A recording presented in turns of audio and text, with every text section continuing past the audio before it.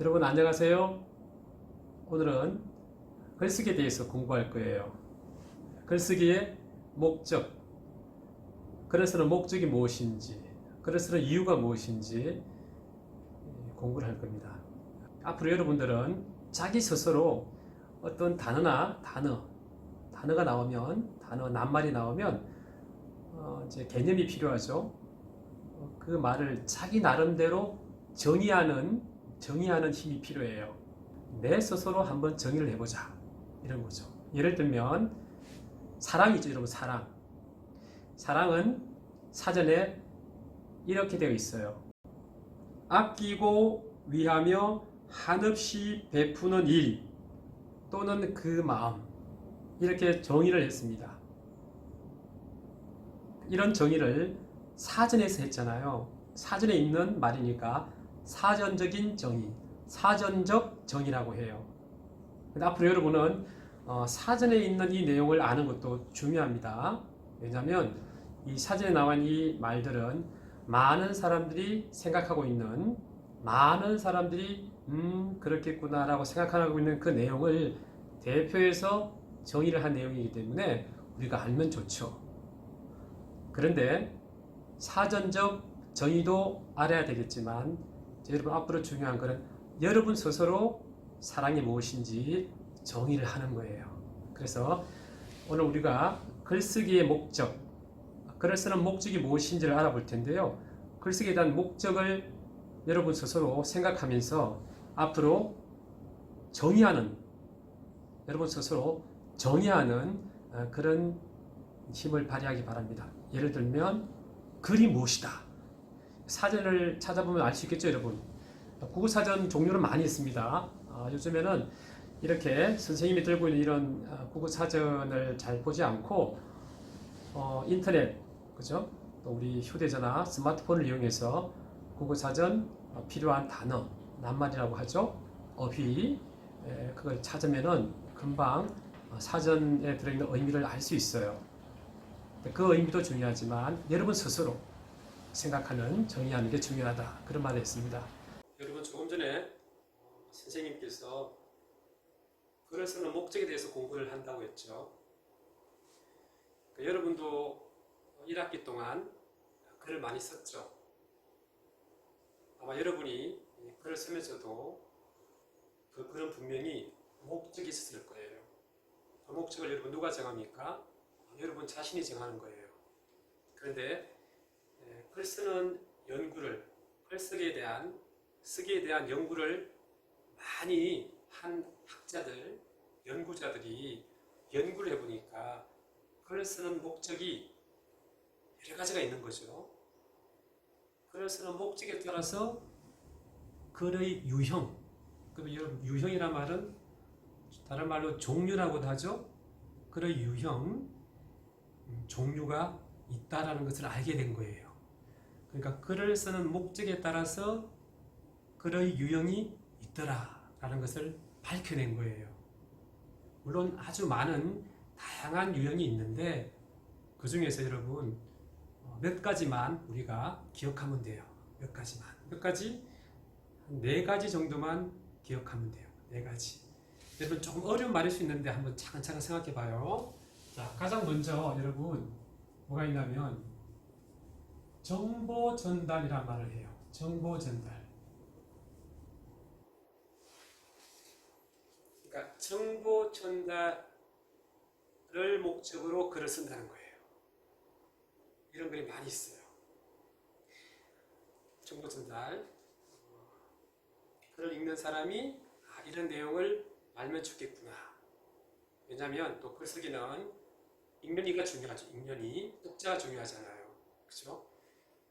그러니까 독자에게 필요한 정보를 전달하기 위한 목적으로 글을 쓰는 글을 정보 전달의 글이라고 해요. 여러분 정보에 대해서 많이 알고 있죠. 요즘 시대를 무슨 시대라고 합니까, 여러분? 그렇죠. 정보의 시대라고 하잖아요. 정보의 시대. 그렇죠. 정보의 시대라고 하잖아요. 그런 정보들을 전달하는 글이 있다, 그런 말을 하죠. 그 다음에 둘째는 여러분, 설득이라고 하는데, 설득. 설득이라는 말은 조금 여러분 자주 듣는 말은 아니죠. 다른 말로 주장이란 말도 하기도 해요. 주장하는 글, 설득하는 글. 설득은 여러분 뭐죠? 그렇죠. 글을 읽는 사람, 읽는이 독자에게, 글을 쓰는 사람, 이 글쓴이가 독자에게 무슨 말을 해서 그 사람이 내 생각처럼 따라하길 바라는 그런 글이에요. 주장을 하는 거죠. 그렇게 하면 안 됩니다. 왜냐하면 이유를 제시하는 거죠. 설득을 잘하는 사람은 여러분 말할 때도 설득을 잘하는 사람은 말을 잘한다고 하죠. 글을 쓸 때도 설득을 잘하는 사람들은 글을 잘 쓴다고 말을 해요. 그런데 설득하는 글을 잘 쓰는 사람들은 여러분 자세히 보면 근거가 되는 것들을 또 잘 제시를 해요. 자신이 겪었던 경험들을 다른 사람이 내가 주장하는 대로 따라하길 바라는, 그래서 행동도 바꾸고 생각도 바꾸고 무엇인가 실천하길 바라는 그런 마음을 담아서 설득을 하는 거죠. 읽는 사람에게 설득이라고 해요. 그 다음에 여러분 또 하나가 있는데요. 친교라고 해요. 친교. 여러분 이거는 앞에 친자니까 여러분 누가 생각나요? 친구가 생각나죠. 친구. 그래요. 교자는 서로 이렇게 교류라고도 하는데요. 서로 주고받고 만나는 거죠. 주고받고 말하거나 대화할 때 주고받는다고 하잖아요. 그러니까 친교란 말은 서로 사이좋게 잘 지내는 걸 말하는 거예요. 친교라고 해요. 그러니까 사람들이 글을 쓸 때 글의 유형을 보면 친하기 위해서 쓰는 글이 많다는 거예요. 친하기 위해서 쓰는 글이 많아요. 친교라고 해요. 친교. 친하게 지내기 위해서 쓰는 것들이 많죠. 사실은. 그 다음에 여러분 또 하나 이제 넷째인데요. 그런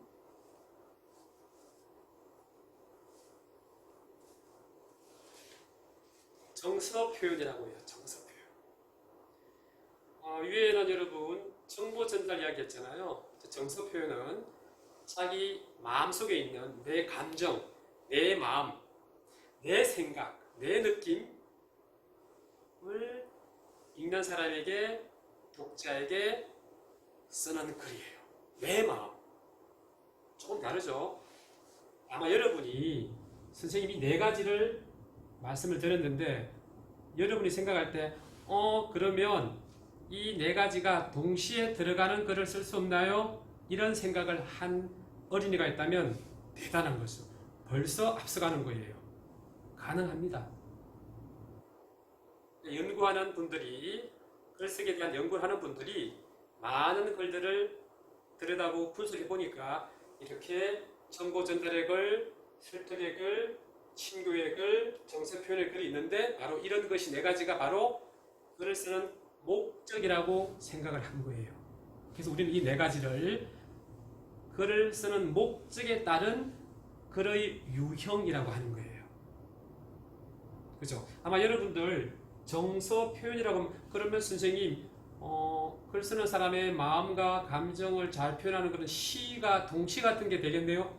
그렇죠. 동시도 정서 표현이 되죠. 그죠?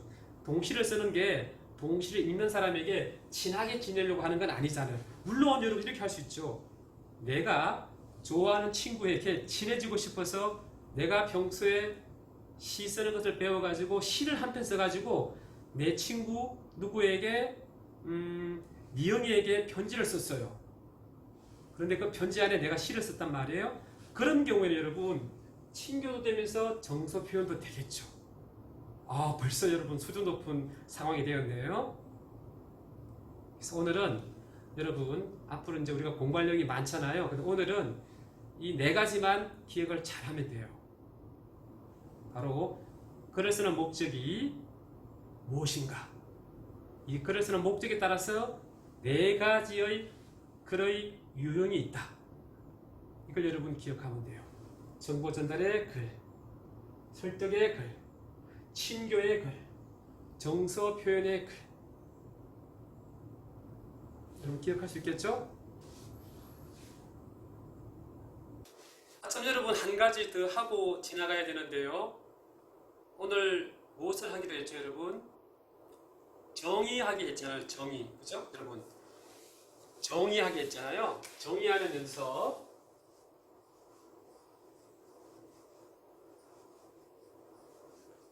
정의하다라고 하는데 이럴 때는 정의하다 이렇게도 합니다. 그렇죠? 무엇이 무엇이다라고 말하는 거예요. 무엇은 무엇이다라고 말하는 거예요.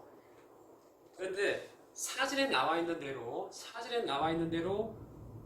말하는 것도 중요하지만 여러분 나름대로 여러분이 생각하는 정의가 중요하다고 선생님께서 말씀하셨잖아요. 자, 오늘 여러분 공부한 내용 생각해 보세요. 자, 글을 쓰는 목적에 따라서 네 가지의 그런 유형이 있다라고 했잖아요. 자, 그럼 오늘 여러분은 글이라는 것을 여러분 어떻게 정의하고 싶어요? 글. 그거 한 가지 하고요. 또 하나는 우리가 쓰기에 대해서 공부를 하는 거니까요. 쓰기는 뭘까? 쓰기를 여러분 어떻게 정의를 할까요? 그 두 가지를 여러분 한번 정의를 해보세요. 선생님이 정의를 해보면요. 글은 사람들의 생각을 글자로 나타낸 것. 이렇게 쉽게 정의를 할 수 있다고 생각을 하고요.